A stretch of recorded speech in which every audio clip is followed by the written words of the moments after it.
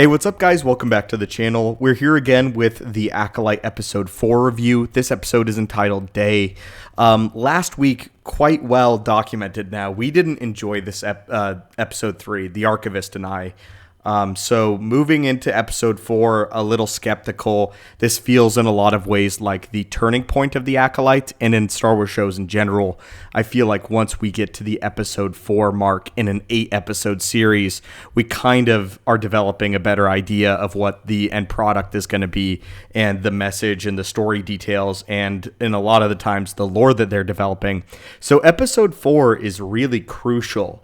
My sort of overall brief thoughts before we get into spoilers is I think this episode is a lot better than last week's episode, just by the nature of there's more going on here.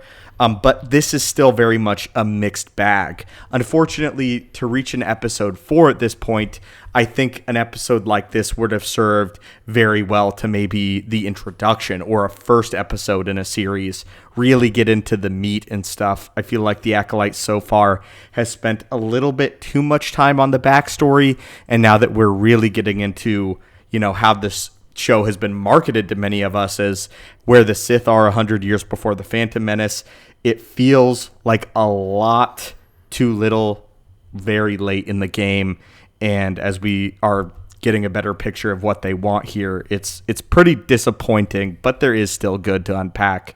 I'll go ahead and briefly hand it over to the Archivist. And what did you think, man? Did you like Episode 4?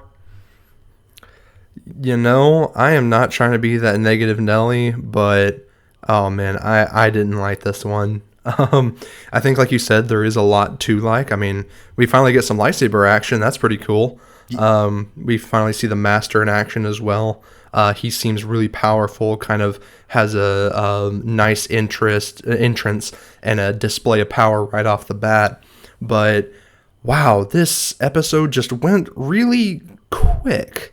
I think if I had one major complaint is that the episode was too short. There was a lot that happened and not a lot of time for it to happen. I mean, only about, 28 minutes? And we have major developments, before not naming any spoilers, of course, just yet. Yeah, that's a problem that a lot of these shows suffer, is just how brief they are. We talked about this last week, but they really do fill in the definition of a miniseries more so than a TV show. Seeing this stuff in contrast with House of the Dragon that just came out, that premiere episode was an hour and 10 minutes long. And for the fact that the Acolyte is having some of its runtime be only 28 minutes, it's just not enough time for us to get to know these characters. It's not enough time to establish the galaxy and what the galaxy looks like at this point in the High Republic era. Going into the Acolyte, that was something that I was really excited for. I was really excited to see the differences in this High Republic era in contrast to the Republic Classic era. And we really haven't gotten that. We've gotten more of a smaller story, a real focus on this group of characters, so much so that I noticed that they wrote out the High Council and a lot of the Jedi on Coruscant. They had some reasoning for not wanting the council to alert the Senate, and that's sort of an easy way to keep out, a lot of the politics that people love from the prequels, where it could be interesting.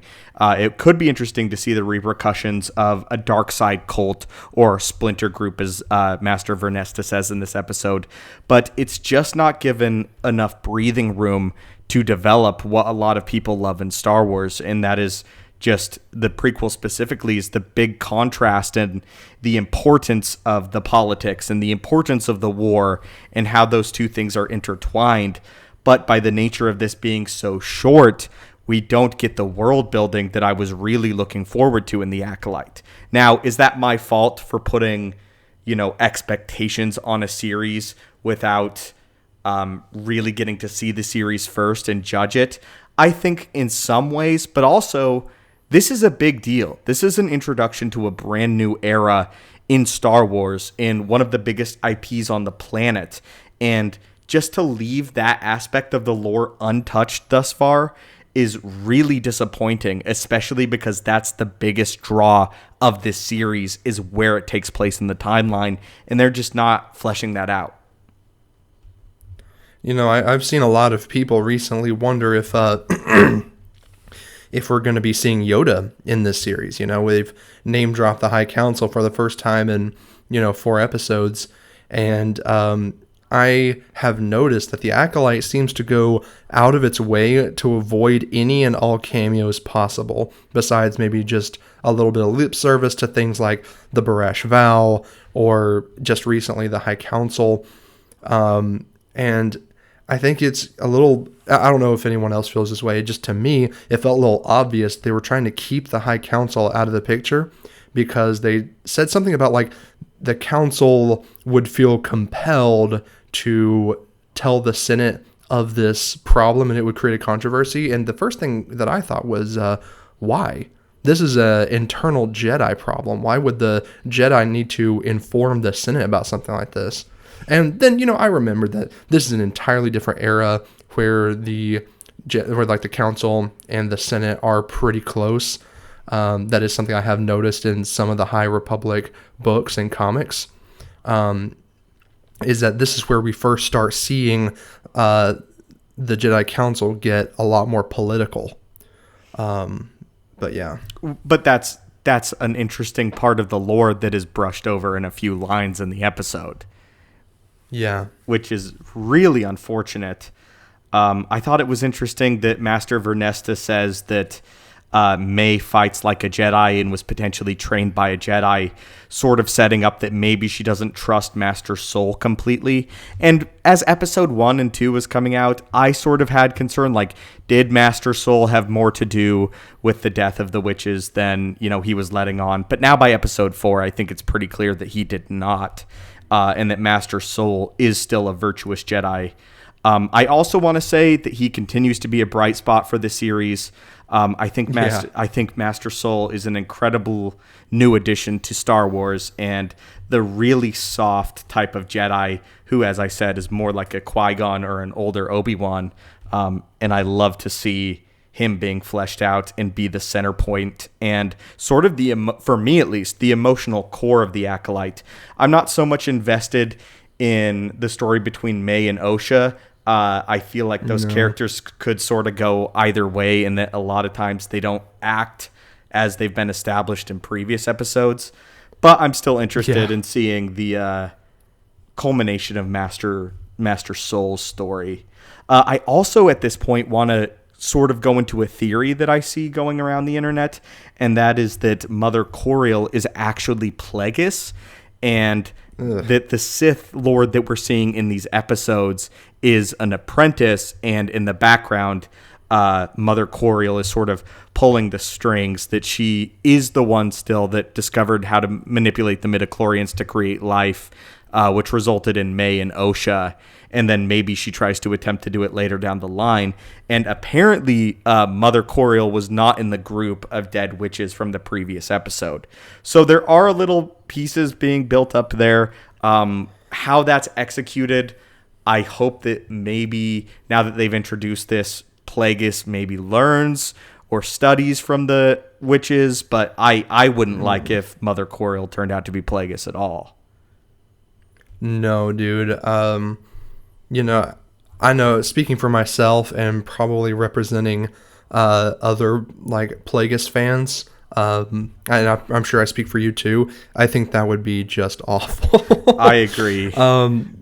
Like trading, we did a video on this recently, is trading all that history and that research into the midichlorians, all that trial and error and that struggle, replacing all of that with magic from an entirely different sect that's not even the Sith.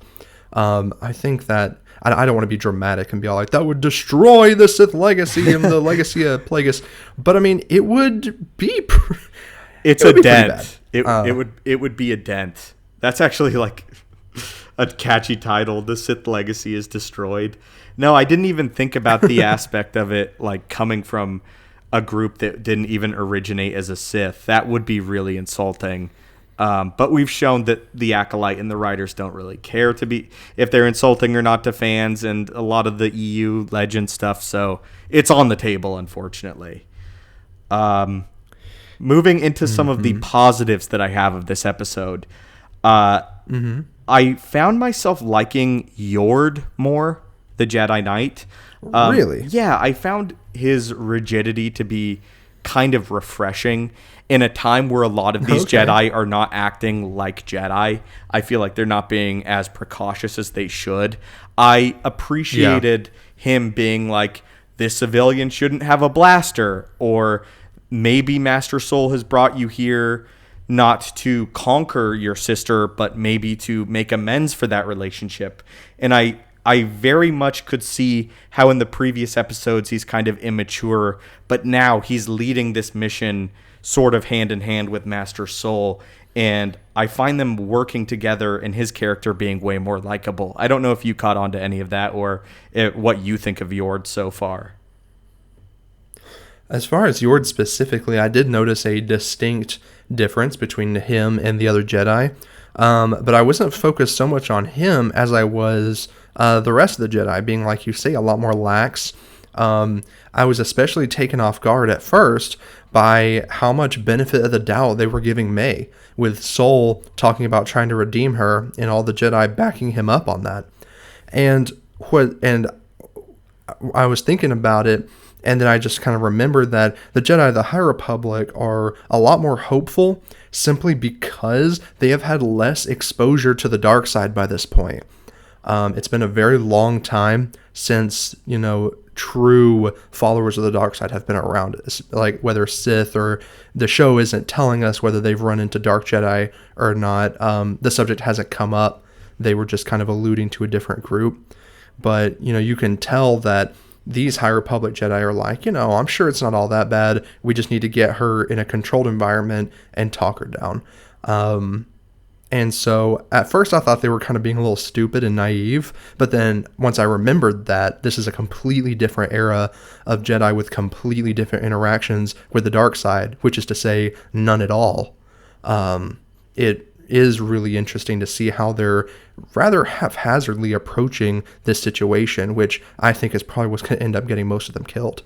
Yeah, I think that's coming next week, is the Sith is going to cut down some Jedi, or Sith sympathizer. We don't even know if this person is a full-fledged Sith yet. But bouncing off what you said, that's why I feel like in a lot of ways this episode would have been a much better series opener, because we can see the Jedi behaving differently, because we can see, these dark side apprentices in pursuit of proving themselves to the master. It feels a lot like how a comic would open, an episode of the Clone Wars or the Phantom Menace, a group of Jedi on a mission.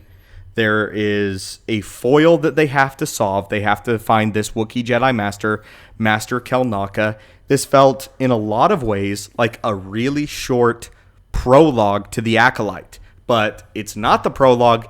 This is episode 4. The series is halfway done. Yeah. So it hasn't had enough time to cook so far.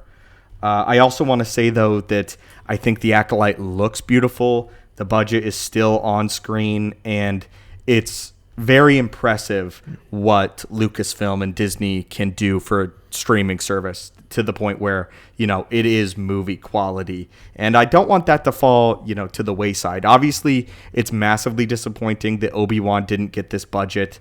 But, these filmmakers did get that budget, and I appreciate that they're putting it to use. I thought that the visual effects were good. What are your thoughts on that so far? I remember the last time I kind of complained a little bit. I think it was either on recording or it was when me and you were just talking, but I kind of complained how the Brendok, the planet of the witches, was very lackluster. Just kind of a big forest with a single glowing tree and a mountain fortress. And like you pointed out, it was nice to kind of have this planet be more of a contrast, be a lot more interesting.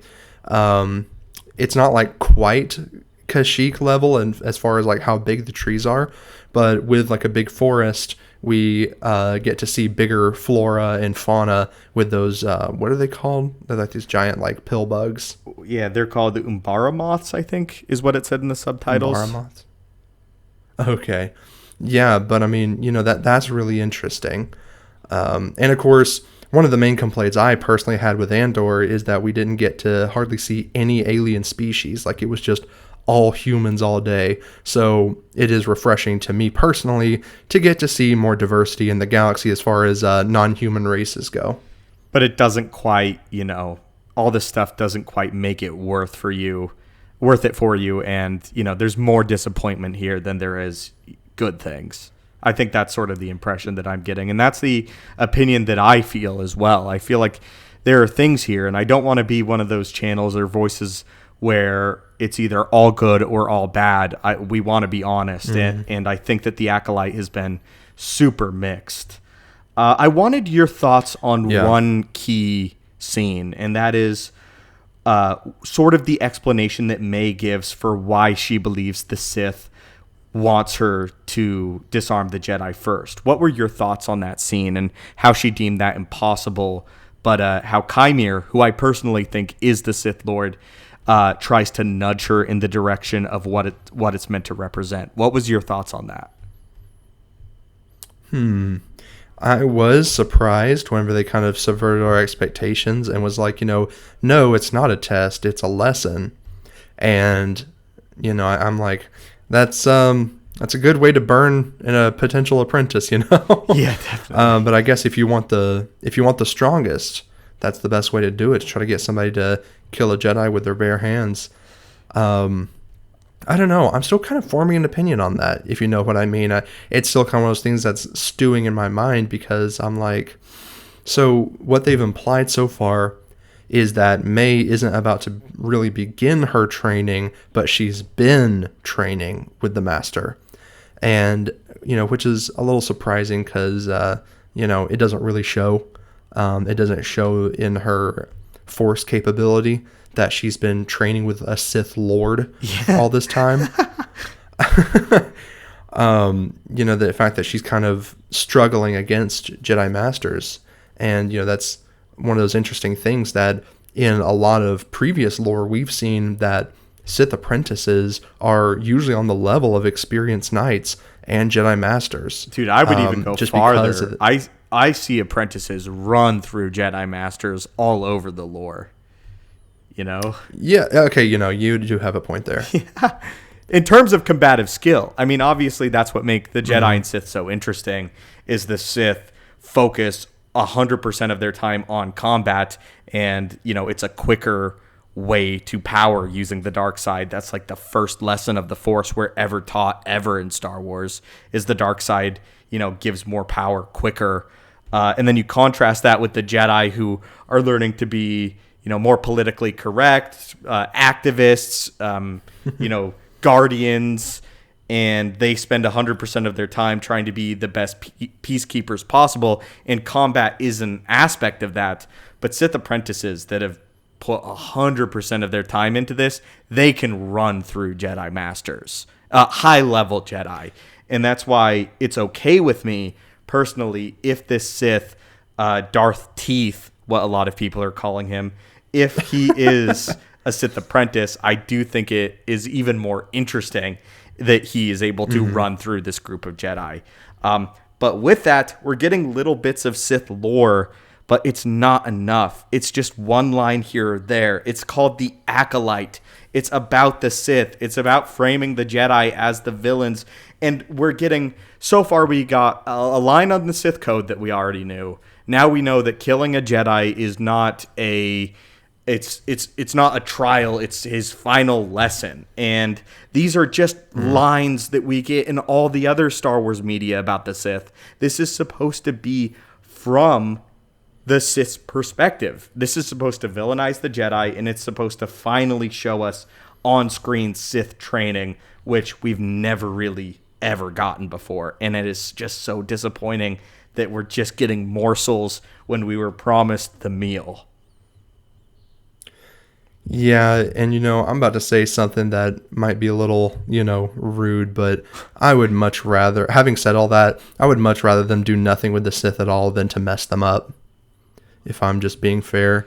Yeah. I hope we get something, but if it's going to be something that's just absolutely, destructive, because me, I absolutely love the Sith. Like, that's my area. That's my favorite thing in all of Star Wars is the Sith. Yeah, exactly. And that's what I was most afraid of when first going into the Acolyte, when I realized that Leslie Hetland and a lot of the showrunners were basically people who were completely new to Star Wars. I panicked internally because I was like, but all the Sith lore is in Legends. Like, how can you not know the Legends material and make a show about the Sith? But now I see they're just kind of avoiding it entirely. So I had a thought come to me today, and that was we got all this Sith lore ready in anticipation for the Acolyte that we wanted to share. And personally, I was really excited as someone that makes Star Wars videos on YouTube to share these pieces of information that you and I were able to dig up and uncover and to share it with our audience. But unfortunately, the Acolyte really took away a lot of steam for that lore. It's not really delivering on what it promised. And so we've decided for the time being that we're sort of going to hold that Sith lore back for a time when people are perhaps more interested and less jaded on it. But for me, that's something that I was kind of disappointed with. I was so excited that everybody was finally going to get a full look at my favorite part of Star Wars and my favorite part of Legends novels, especially like Darth Plagueis and Darth Bane, and that the common audience, the people that don't read that stuff, were finally going to get a taste of the part that I just adore more than anything. And it really hasn't delivered. Now, is that a fair expectation?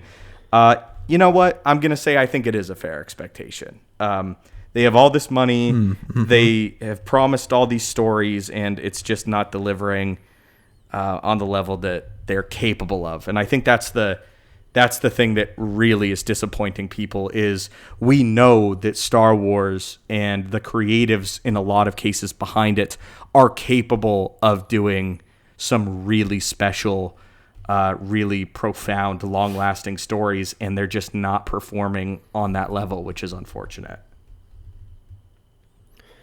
Yeah, I would have to agree. I mean, this was one of those things where it left me with a lot of questions, and not like the kind of questions that a mystery show should leave you on, because when a mystery show leaves you on a bunch of questions, you're supposed to be able to theorize and link some things together and ask the questions. But this episode, I feel, was just kind of like, huh?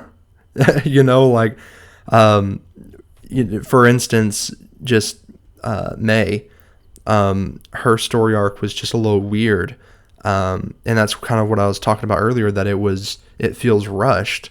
Like, she has apparently been training with a Sith master this entire time, but now suddenly none of that matters.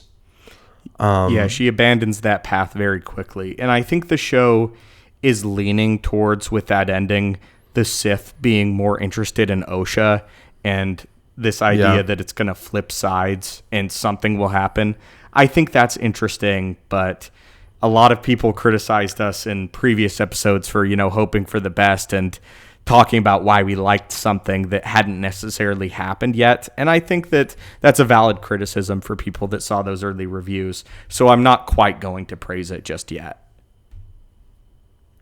Right. I think that if this little switcheroo, fake out method is what they were going for, a miniseries was not the way to do it. And if it was, then these episodes should be like an hour to hour and a half long. They should not just be, 30 to 40 minutes, because that takes a lot of plot and character development to pull off well. And, and I feel super bad. I feel like I'm just sitting here just like crapping on it from start to finish. But it's, I'm trying to see where they're going to go from here, if they're going to go that route where OSHA is going to be the villain and May is going to suddenly try to help the Jedi. I feel like that would be pretty jarring because this upset in the story of episode 4 was already pretty jarring. Yeah, it really was.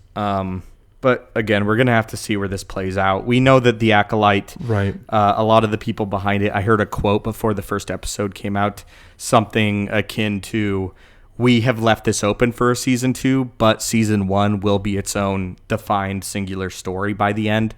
So hopefully we get a pretty good conclusion to all of this stuff and it doesn't feel quite rushed and maybe some of those story threads are out there. But, unlike something like Ahsoka, which was clearly planned for several seasons, we don't really know to what extent the Acolyte was planned. I think that the High Republic should have been first introduced as a film. And then maybe you have something like the Acolyte come a little bit later once there's that introduction to a brand new era. But as a fan, I want to see these new eras first on the big screen. After novels and books, that's fine. But novels and comic books. But when we're getting actual media for it, I think that these new eras deserve to be, lifted up in the grandeur that people want to see them in. But I think that Lucasfilm is scared because they've seen diminishing returns with Star Wars. So maybe they don't quite want to do that. But they're so confusing because then at the same time, they give the Acolyte essentially the budget of a film, and I just am not seeing the vision.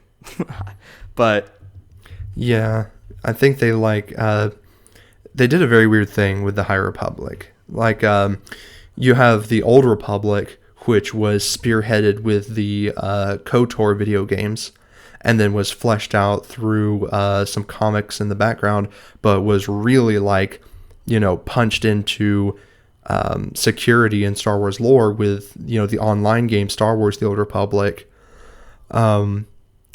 And I think the problem with the High Republic is that they just kind of let it sneak up on fans.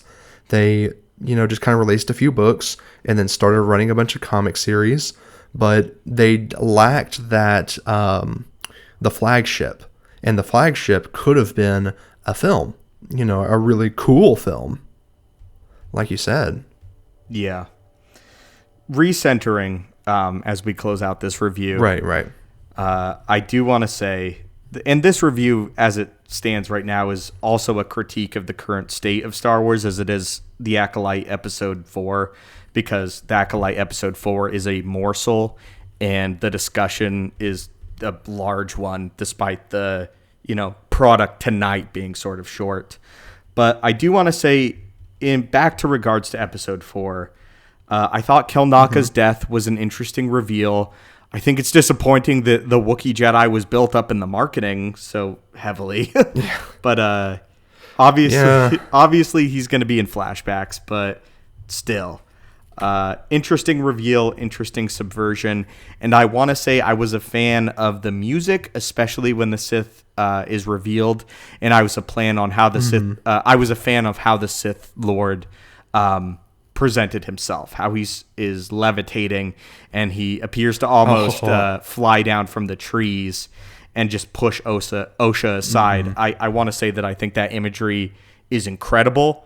The problem with Star Wars has never been the imagery, but I think that he's very powerful, and I'm excited to see what he has in store next episode.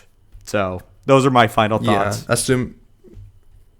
Right. I have to agree. Whenever I saw him sort of out of focus, levitate down to the ground like a wraith, that actually got my attention. I was kind of peeved by this episode, but at that point I actually sat up on my couch yo, we haven't seen anything like that since Count Dooku doing it in the 2003 Clone Wars series. Yeah. And assuming they don't do a time skip, next episode, we should expect to see some really cool action starting out.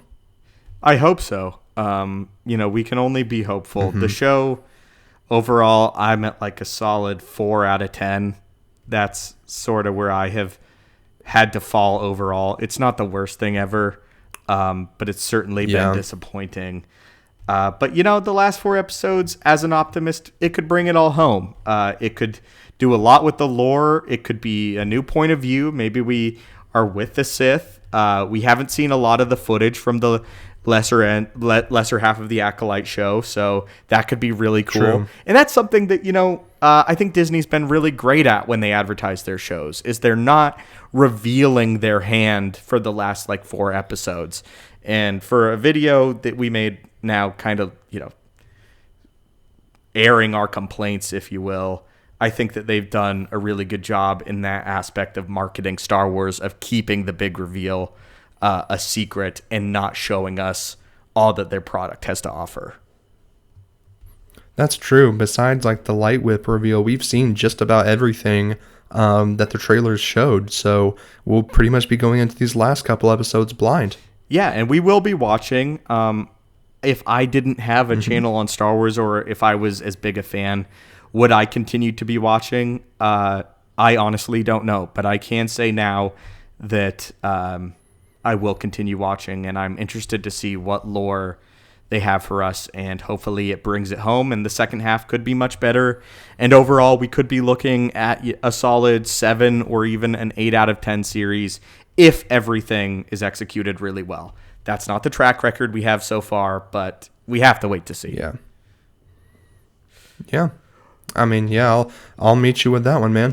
All right, guys. Thank you so much if you've watched this review, this episode. We will be coming out after the episode drops every night. If you look about 1 to 2 hours later, we will be talking about it for the remainder of the Acolyte series. We thank you so much for your support. We'd love to hear what you think about the Acolyte down below. Is it a mixed bag? Do you hate it? Are you done with Star Wars? Or are you enjoying it? Everything is welcome here. All opinions are welcome here. And we look forward to hearing from you. As always, my friends, may the Force be with you, and have a great day.